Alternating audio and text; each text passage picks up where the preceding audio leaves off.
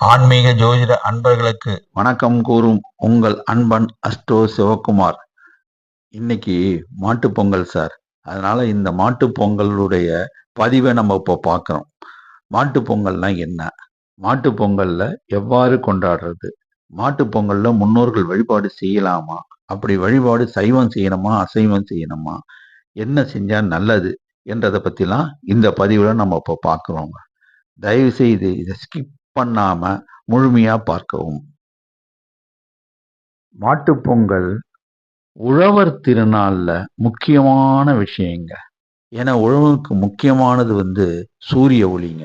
அதுக்கு தாங்க சூரிய தேவனை முதல் நாள் நம்ம வணங்கி பொங்கலை கொண்டாடுறோம். ரெண்டாவது நாள் ஏர்ல போட்டுற காளைங்க, அது உழுதாதானங்க நமக்கு சோறு கிடைக்கும். அந்த காலத்துல இதுதாங்க பழக்கமா இருந்தது. அந்த காலத்துல இந்த நவீன காலத்துல இருக்கிற மாதிரி டிராக்டர் வசதிலாம் கிடையாதுங்க. ஏர்ல மாட்டை பூட்டி உழுவான் அந்த காலத்து தமிழன் சார். அதனால நெல்மணிகள் விளைந்து அதை நமக்கு பகிர்ந்தளித்தாங்க சார். இத திருவள்ளுவர் ரொம்ப அழகா போற்றி புகழ்ந்திருப்பாருங்க. 10 குறள்ல சொல்லியிருப்பாருங்க. உழவு என்ற அதிகாரமே எழுதியிருக்காருங்க. இன்னைக்கு திருவள்ளுவர் தினம் என்றதுனால அதையும் நினைவு கூர்றாங்க. சரிங்க, நம்ம ஊர்ல கிராமத்துல விவசாயம் பார்க்குறவங்களுக்கு எல்லாருக்கும் இது தெரியுங்க. அவங்க காளை மாடை கழுவி பொட்டு வச்சு தொழுவம் இருக்கும், அதை கட்டி வைக்கிற இடம் தான் தொழுவம்னு சொல்லுவோம். அதை சுத்தம் பண்ணி அவ்வளவு அருமையா அதுக்கு சாம்பிராணி புகை போட்டு தூபம் போட்டு காட்டி அழகா அதை ஜோடிச்சு அலங்கரிச்சு சக்கரை பொங்கலை அங்கேயே வச்சு பொங்கி அதுக்கு கொடுப்பாங்க சார். இது அங்க நடக்கும் சார். நகரத்துல அதுக்கு வாய்ப்பு கிடையாது. ஏன்னா மற்ற தொழில் செய்யறவங்கலாம் இங்க இருக்காங்க. அவங்களுக்கு அங்க போய் செய்யக்கூடிய பாக்கியம் கிட்டுறது கிடையாது. அதனால நம்ம என்ன செய்யலாம்னு சொன்னா, மாட்டு பொங்கலுக்கு நம்ம வீட்டிலேயே படையல் போடலாங்க. எப்படி படையல் போடலாம்? நம்ம சாதாரணமா ஒரு சக்கரை பொங்கல் செஞ்சு வெண்பொங்கல் செஞ்சு வச்சு படைக்கலாங்க. சரிங்க, அன்னைக்கு என்ன முன்னோர்கள் படையல்னு சொல்றீங்களே, அது உண்டா? ஆமாங்க, தமிழர்கள் காலங்காலமாக பின்பற்றி வந்தாங்க முன்னோர்களுடைய படையல்களை.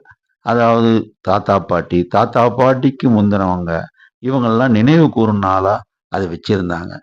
இப்போ இந்த காலத்துல நம்ம திதி கொடுக்குறோம், இந்த விஷம் கொடுக்குறோம், இந்த பழக்கம்லாம் இப்போ வந்துருச்சு.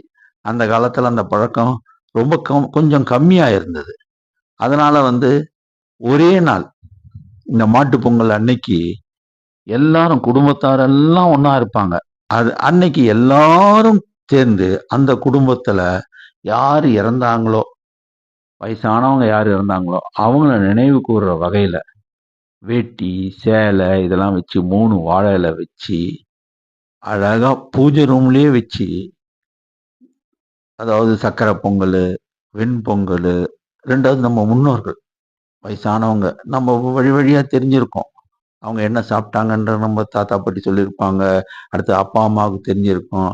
அவங்க சொல்லுவாங்க இதுதான் அவர் விரும்பி சாப்பிட்டாரு. அந்த பொருட்களை நம்ம செஞ்சு வச்சு படைப்போங்க. அந்த மாதிரி படையல் நடக்குங்க. அதுக்கப்புறம் வேட்டி சேலையை அந்த குடும்பத்துல யார் வயசானவங்களோ அவங்க அதை எடுத்து உடுத்திக்குவாங்க. இந்த பழக்க வழக்கங்கள் அந்த காலத்துல இருந்து இது வரைக்கும் நடந்து வந்துட்டு இருக்குங்க. நகர்ப்புறத்துக்கு வந்துட்டோம். அன்னைக்கு கூட்டு குடும்பமா இருந்தது. இன்னைக்கு தனி குடித்தனம் அதிகமாகி போச்சுங்க.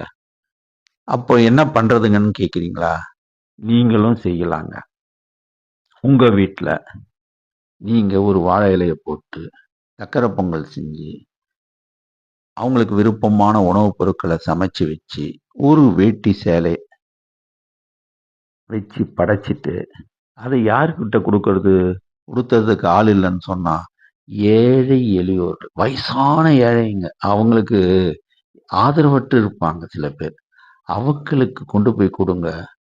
உங்களுடைய குலம் தழைக்குங்க. முன்னோர்கள் அகமகிழ்ந்து ஆசை கூறுவாங்க. அதை நீங்க செஞ்சீங்கன்னா அதை விட ஒரு பெரிய பாக்கியம் கிடையாதுங்க. சரி, கிராம பகுதியில் இருக்கிறவங்க பசுமாட்டை கொண்டாடுவாங்க, படையல் போடுவாங்க. இங்க என்னங்க பண்றது? இங்க பசுமாடே கிடைக்கலீங்களே! அப்படின்னு நீங்க கவலையே படாதீங்க. கோயிலுக்கு பக்கத்துல கோசாலைன்னு இருக்குங்க. சில கோயில்கள்ல கோசாலான்றது உண்டுங்க. அங்க போங்க. அந்த பசு அன்னைக்கு நீங்க அவங்க முன்னாடியே பொட்டு வச்சு வணங்கி வச்சிருப்பாங்க. சில பசு வந்து முன்பின் தெரியாத ஆட்கள் கண்டா கொஞ்சம் மிரண்டு போயிடுங்க. அதனால முட்டை வரும். அதனால நீங்க தூரமா இருந்தே கொஞ்சோண்டு ஒரு கரண்டி சர்க்கரை பொங்கல் வீட்ல செஞ்ச சர்க்கரை பொங்கல் அது குடுங்க. நிச்சயமா உங்களுக்கு எல்லா தெய்வங்களும் வணங்குன பலன் கிடைக்குங்க.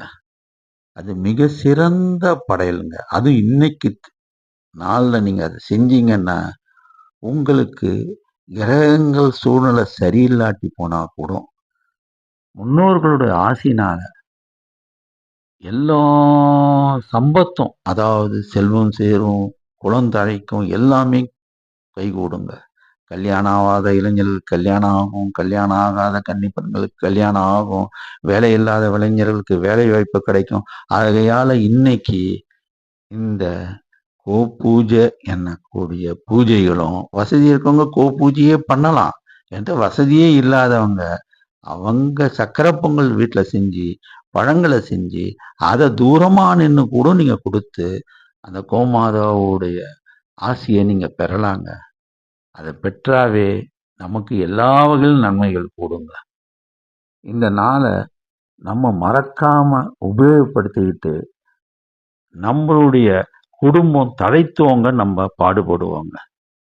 இந்த நாளை நம்ம தமிழர்கள் வந்து ஜல்லிக்கட்டு என்ற வீர விளையாட்டை வச்சிருந்தாங்க. அந்த காலத்துல ஒரு 400 வருஷங்களுக்கு முன்னாடி அது நடந்ததுங்க. நடுவுல அது தடைப்பட்டு போயிடுச்சு. இப்ப திரும்பவும் அது வந்து நடத்திக்கிட்டு இருக்காங்க. அந்த வீர விளையாட்டுகள்ல காளைகளை இளைஞர்கள் அடக்கி பரிசு பொருட்களை பெறுவாங்க. அந்த வீர விளையாட்டுகள் சில ஊர்ல இன்னைக்கும் நடக்குதுங்க. தமிழ்நாட்டுல நடக்குதுங்க. அதை பார்க்க வெளியூர்ல இருந்து வெளிநாட்டுல இருந்து கூட நிறைய பேர் வராங்க. அதை கண்டுகளிக்கிறாங்க. அது மாதிரி நீங்க போகக்கூடிய சந்தர்ப்பம் கிடைச்சாலும் நீங்க அதுக்கு தடுப்பு சுவர் கட்டியிருப்பாங்க. ஒரு இதெல்லாம் போட்டு கடுப்பு வச்சிருப்பாங்க. அங்க இருக்கிற காவலர்கள் எல்லாம் சொல்லுவாங்க, எச்சரிக்கை அடிப்பாங்க.